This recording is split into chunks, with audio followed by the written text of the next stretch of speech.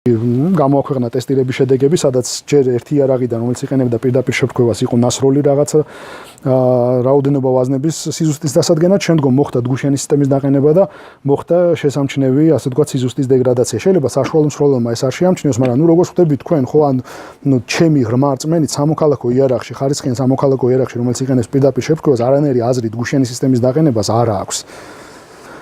თქვენ უბრალოდ ვერ მიიღებთ იმ ეფექტს და იმ სასურველ, ასე ვთქვათ, შედეგს და რაც ვთქვათ, რა თანხაც ეს კონვერტაცია, ასე ვთქვათ, დაგიჯდებათ. ამიტომ ჩემი აზრით ასეთი რამის განხორციელება არის ზედმეტი.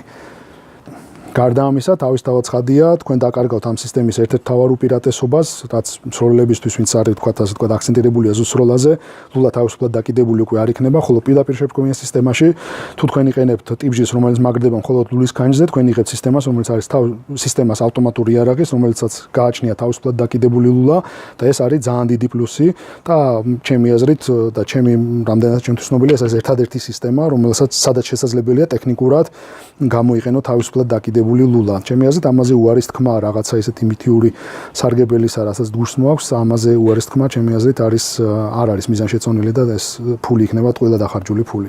სულ ეს არის ისი მოყოლაც მე მინდოდა. დიდი მადლობა ყურადღებისთვის. იმედია ძალიან მოსაბეზრებელი არ იყო, იმედია ენა ძალიან არაბები მეოდა და თქვენ გაყოფილებით დარჩით, მოიწონეთ ეს ვიდეო და გამოიწერეთ ეს არხი. მადლობა ყურადღებისთვის კიდევ ერთხელ და წარმატებები ყველას.